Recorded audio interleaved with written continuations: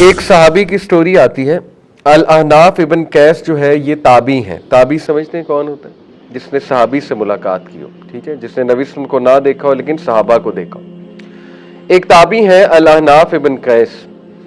تو وہ کہتے ہیں کہ مسجد اقصیٰ میں ایک بار میں نماز پڑھی, میں نے عشاء کی, اس کے بعد میں مسجد میں بیٹھ گیا. وہ وہاں پہ تھے, فلسطین میں تھے یہ جو ہے الاحناف ابن قیس. تو کہتے ہیں مسجد اقصیٰ میں میری ایک شخص پہ نگاہ پڑی جو مسجد میں رک گیا, کافی دیر ذکر کرتا رہا, اور اس کے بعد اس نے کچھ نفل پڑھے, نوافل پڑھے میرے سامنے. تو یہ بھی وہیں بیٹھے ہوئے تھے الاحناف ابن قیس. کہتے ہیں کہ اس شخص نے اتنا لمبا سجدہ کیا کہ مجھے لگا فوت ہو گیا. تو کہتے ہیں میں نے اسے جا کر ہلایا کیونکہ مجھے ڈر تھا کہ فوت نہ ہو گیا. بہرحال وہ اٹھ گیا. تو کہتے ہیں میں سمجھ گیا کہ نہیں یہ لمبا سجدہ کر رہا تھا. پھر کہتے ہیں اس نے اتنا لمبا سجدہ کیا کہ مجھے دوبارہ لگا کہ یہ کہیں اس کی روح نہ قبض ہو گئی ہو. بہرحال کہتے ہیں کہ جب انہوں نے نماز کنکلوڈ کی تو میں نے ان سے پوچھا کہ یہ اتنا لمبا سجدہ میں نے آج تک کسی کو نہیں کرتے دیکھا ہے, تو یہ کیا معاملہ ہے؟ تو کہتے ہیں کہ انہوں نے پھر ایک بات سنائی مجھے, اور بات ایسے آغاز کیا بات کا کہ میرے محبوب نے فرمایا, اور یہ کہہ کر وہ زور و قطار رونے لگے. کہتے ہیں میں بڑا حیران ہوا, پتہ نہیں اچانک کیا ہوا, رونے کیوں لگے. بہرحال چپ ہوئے. پھر کہتے ہیں میرے محبوب نے فرمایا, پھر رونے لگ گئے. کہتے ہیں میں بڑا حیران ہوا, میں نے ان کو کام ڈاؤن کیا کہ آپ کام ڈاؤن ہو جائیں, آپ اپنے ایموشنز کو سنبھالیں, بتائیں مجھے جو بات ہے وہ بتائیں. کہتے پھر انہوں نے اپنے آپ کو ذرا کمپوز کیا اور فرمایا کہ میرے محبوب محمد صلی اللہ علیہ وسلم نے فرمایا. وہ اس لیے رو رہے تھے کیونکہ نبی صلی اللہ علیہ وسلم کا ذکر تھا کہ لمبے سجدے کرو, اپنے رب کے حضور لمبے سجدے کرو. تو وہ اتنا امپریس ہوئے الاحناف ابن قیس. کہتے کہ آپ کون ہیں؟ تو انہوں نے کہا میں ابو ذر غفاری. ابو ذر غفاری کا نام آپ نے سنا ہے, بہت نیک اور بہت ہی زہد و تقوی والے صحابی ہیں. جب بھی زہد و تقوی کا ذکر آتا ہے تو ابو ذر غفاری کا نام سر فہرست آتا ہے. تو وہ اتنا خوش ہوئے کہ کیونکہ وہ مشہور تھے ابو ذر غفاری کہ میری ابو ذر غفاری سے ملاقات ہو گئی. ظاہر ہے اس دور میں پکچرز کا دور نہیں تھا تو نہیں پتا ہوتا تھا لوگوں کو کون کون ہے. تو وہ اتنا خوش ہوئے, اتنا امپریس ہوئے, اور انہوں نے ان کے ہاتھ چومے کہ آج اللہ نے آپ سے میری ملاقات بھی کروا دی اور ایک لیسن بھی مجھے اللہ نے دیا آپ کے تھرو. تو دیکھیں صحابہ کی یہ نماز ہوتی تھی, اتنا لمبا سجدہ کہ انہیں لگا کہ فوت ہو گئے. سبحان اللہ. دیکھیں نماز کے ہر ایکٹ کے کچھ نہ کچھ آبجیکٹیوز ہیں, بہت ہی خوبصورت آبجیکٹیو. تو اسکالرز نے اپنی ایک کوشش کی اور 7 آبجیکٹیوز ڈیفائن کیے ہوئے ہیں سجدے کے, وہ انشاءاللہ تعالی آج ہم دیکھتے ہیں. Number 1, humility and showing your absolute need. دیکھیں سجدہ جو ہے یہ سب سے ہمبل پوزیشن. آپ نے کوئی ایسا سین کبھی دیکھا ہو, کسی مووی کا سین, کہ کوئی بہت ہی ایسا بادشاہ جو ایبسولوٹ اتھارٹی کمانڈ کر رہا ہے اور چاہتا ہے کہ لوگ ایبسولوٹلی اس کے سامنے گر پڑیں, تو وہ کہتا ہے کہ ناک رگڑو, ٹھیک ہے, یعنی تکبر میں وہ کہتا ہے کہ ناک رگڑو زمین پہ, کیونکہ وہ سب سے ہمبل اور سب سے ایک لوور پوزیشن ہے فار اینی ہیومن بینگ. تو اس کا حقدار صرف اللہ ہے. اسی لیے کوئی انسان یہ کرائے گا تو وہ متکبر ہے اور وہ مجرم ہے بہت بڑا, کہ وہ انسانوں کو اگر ایسا کروائے گا جو کہ فرعون کرواتا تھا. اس کا حقدار صرف اللہ رب العالمین ہے. تو اس لیے یہ اس کا ایک آبجیکٹیو ہے کہ ہیومن بینگ ہمبل رہیں, اور ہیومن بینگ اپنی ایبسولوٹ نیڈ کو سجدے کی پوزیشن میں جا کر, کیونکہ سجدے کا مطلب یہ کہ ایک انسان ایبسولوٹ نیڈ میں آیا اللہ سبحانہ تعالیٰ کے پاس. تو ایک تو اس کا یہ آبجیکٹیو ہے. دوسرا آبجیکٹیو اس کا کلوزنس ہے. کلوزنس کی حدیث میں آپ کو سنا چکا ہوں کہ اللہ کے نبی صلی اللہ علیہ وسلم نے فرمایا کہ سب سے زیادہ کلوز انسان اللہ تعالیٰ کے سجدے میں ہوتا ہے. تیسرا آبجیکٹیو اس کا ہے دعا. نبی صلی اللہ علیہ وسلم نے فرمایا سجدے میں کثرت سے دعا کرو. کیوں؟ کیونکہ سجدے میں دعا قبول ہوتی ہے. اب انفارچونیٹلی ہمیں صحیح سے نالج نہیں ہے. میرے ساتھ کچھ لوگ جب نماز پڑھتے ہیں تو میں آواز آ جاتی ہے, وہ اونچی ذرا سبحان ربی الاعلیٰ کہہ رہے ہوتے ہیں, وسپر بھی ہو تو آواز آ جاتی ہے. تو میں نے اکثر نوٹ کیا کہ امام جب لمبا سجدہ کر دے تو وہ لوگ 3 بار سبحان ربی الاعلیٰ کہہ کے خاموش ہو جاتے ہیں. اٹ سرپرائزز می. مطلب وہ یہ سمجھتے ہیں کہ 3 سے زیادہ کہا تو نماز انویلڈ ہے. پتہ نہیں کس نے سکھا دیا, کس قاری صاحب نے بچپن میں یہ تعلیم دے دی ہے. حالانکہ سبحان ربی الاعلیٰ تو 100 بار بھی کہہ سکتے ہیں, سجدے میں. یہ جو صحابی تھے جو ابو ذر غفاری, یہ اتنا لمبا سجدے میں کیا کہہ رہے تھے اگر صرف 3 بار سبحان ربی الاعلیٰ. ٹھیک ہے, تو یہ جو لیک آف نالج ہے نماز کے بارے میں, جو اگنورنس ہے, اس نے ہمارا بڑا نقصان کیا.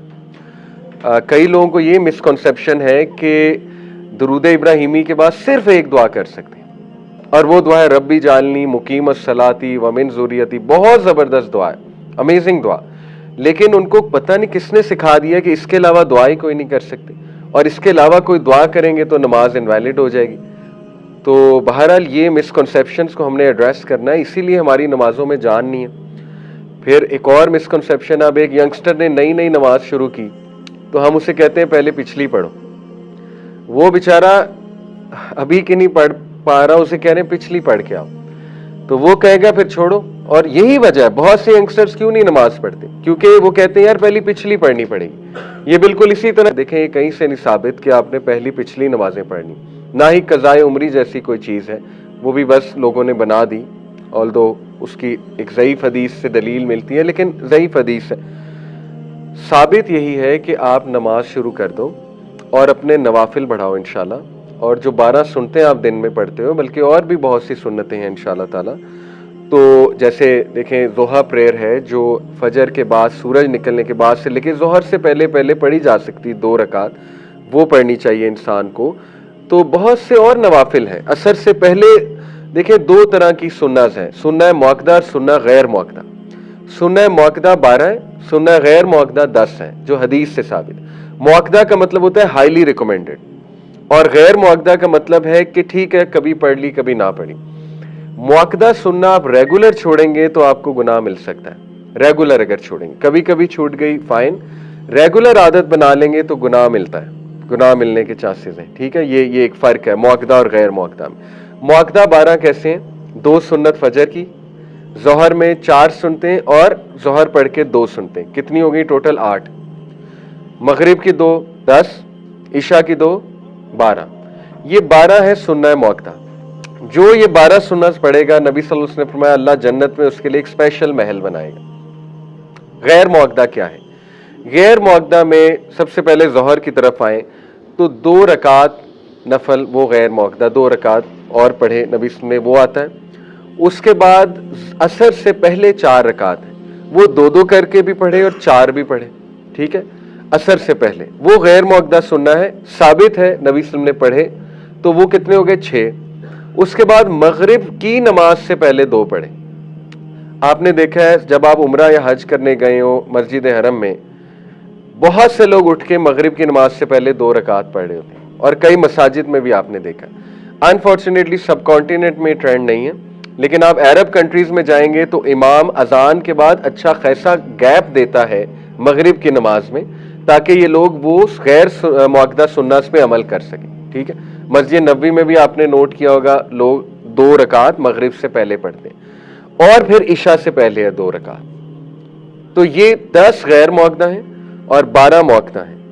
اب دیکھیں کتنے چانسز ہیں آپ کے پاس پچھلی نمازیں کور کرنے کے. آلریڈی اگر ایک بندہ غیر مؤکدہ اور مؤکدہ پڑھ لیتا ہے تو پچھلی نمازوں کو دوبارہ سے پڑھنا یہ ثابت نہیں ہے.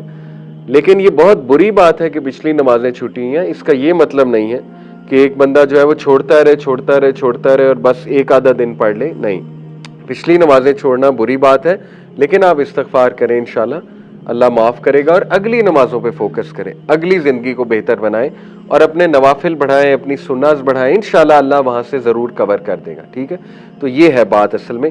بہرحال بات کہیں اور نکل گئی, کیونکہ کچھ مسکنسیپشنز ہماری سوسائٹی میں ایسی ہیں جس کی وجہ سے ہماری نماز بہت مونوٹنس ہوتی ہے. یوتھ انٹرسٹ نہیں لیتے نماز میں, عام انسان بھی کہتا ہے میری نماز میں جان نہیں ہے, خشوع و خضوع نہیں ہے. تو وہی بات ہے کہ دیکھیں ہمیں پتہ نہیں ہے کہ سجدے میں دیگر دعائیں بھی کر سکتے ہیں. نبی صلی اللہ علیہ وسلم نے اتنی دعائیں سجدے کے لیے سکھائی ہیں, میں ابھی انشاءاللہ آپ کے سامنے رکھوں گا. تو سبحان ربی الاعلیٰ کے علاوہ بہت کچھ ہے. ٹھیک ہے, اب ظاہر ہے ایک بندہ سبحان ربی الاعلیٰ 1 رکعت میں کہتا ہے تو دوسری میں کچھ اور کہہ لے, تاکہ اس کی نماز میں ورائٹی آ جائے. جتنی ورائٹی ڈالیں گے آپ نماز میں, اتنی نماز میں ایک جان ڈلے گی, کلرز ہوں گے انشاءاللہ. ٹھیک ہے, تو یہ بات ہے. بہرحال دعا, تو سجدے میں دعا جائز ہے. سجدے میں قرآنی دعاز بھی کر سکتے ہیں, وہ قرآن پڑھنا نہیں ہے. سجدے میں قرآن پڑھنا منع ہے. سجدے میں آپ یہ نہیں پڑھ سکتے الف لام میم ذالک الکتاب لا ریب فیہ ھدی للمتقین، نہیں. لیکن قرآنی دعا آپ کر سکتے ہیں. ربنا آتنا فی الدنیا حسنۃ، کوئی مسئلہ نہیں. لا الہ الا انت سبحانک، یہ قرآنی دعا ہے. انی کنت، کوئی مسئلہ نہیں. کریں تو دعا بالکل کر سکتے ہیں، جتنی مرضی دعائیں کریں. اردو میں نہ کریں. اردو میں یا اپنی لینگویج میں فرض نماز میں دعا، یہ اس کو اسکالرز جائز نہیں قرار دیتے. آلدو کچھ ویوز ملتے ہیں، وہ ویوز صرف ان کے لیے ہیں جیسے ایک فرینچ یا اسپینش ریورٹ ہو گیا ہے اور اس کے لیے عربی سیکھنا بہت مشکل ہے، تو وہ اپنی زبان میں شروع میں کہہ سکتا ہے. اسی طرح کوئی ایسا انسان ہے جس کی عربی بالکل زیرو ہے، آ ہی نہیں رہی، تو مے بی اس کے لیے کوئی گنجائش نکل سکتی ہے. لیکن ادروائز فرض نماز میں اردو میں دعا نہیں ہوتی ہے سجدے میں. ہاں، آپ جو آپ کی اردو کی دعاز ہیں ان کو ذہن میں لے آئیں اور سبحان ربی الاعلیٰ کہتے ہوئے ذہن میں وہ دعائیں ہوں تو کوئی مسئلہ نہیں ہے. ٹھیک ہے، اللہ تو دل کی بھی سنتا ہے نا، ضروری تو نہیں زبان سے اردو میں وہ ادا کرنی ہے. اللہ تو دل کی بھی آہ سنتا ہے. اور دعا کا فلسفہ بھی سمجھ لیں. دیکھیں، دعا میں جتنی توحید کا اقرار ہوگا آپ کی باقی کی دعائیں ویسے ہی قبول ہو جائیں گی. اس کی میں آپ کو دلیل دیتا ہوں. دنیا کا بیسٹ ڈے ہے 9 ذی الحج، ایگریڈ اپون ہے. ٹھیک ہے، بیسٹ نائٹ ہے لیلۃ القدر اور بیسٹ ڈے ہے 9 ذی الحج.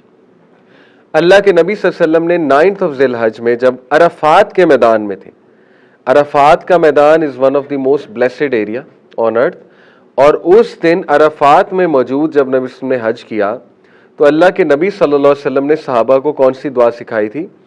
صحابہ نے پوچھا تھا کہ یا رسول اللہ کیا دعا کریں؟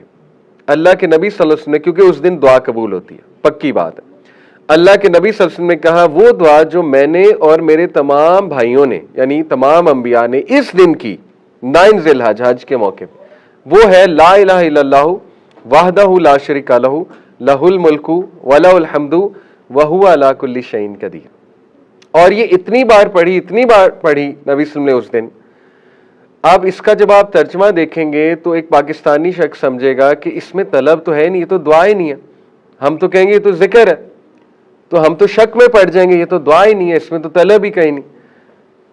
یہی تو دعا، یہی تو سیکرٹ کوڈ ہے جو انبیاء کے پاس تھا، صحابہ کے پاس تھا. ایسی ہی تو چیزیں ڈیکوڈ کر لی تھی نا انہوں نے اللہ کی طرف سے. حضرت یونس کی دعا کیا ہے؟ شدید ڈیسپریٹ سچویشن میں لا الہ الا انت سبحانک انی کنت من الظالمین. اس میں طلب کہاں ہے؟ اے اللہ مجھے نکال لے، اے اللہ میں پھنسا ہوا ہوں، اے اللہ میں برباد ہو جاؤں گا. ہو سکتا ہے کہا ہو، لیکن قرآن نے جس کو کوٹ کیا، جن الفاظ کو کوٹ کیا، وہ کیا ہے؟ لا الہ الا انت سبحانک انی کنت من الظالمین. سخت ڈپریشن کی دعا کیا ہے؟ شدید ڈپریشن کی. نبی صلی اللہ علیہ وسلم جب شدید شدید شدید ذہنی کرب میں مبتلا ہوتے تھے، انسان تھے ظاہر ہے، شدید ڈسٹریس میں ہوتے تھے، وہ دعا کیا ہے؟ اللہ اللہ ربی لا اشرک بہ شیئا. طلب کہاں ہے؟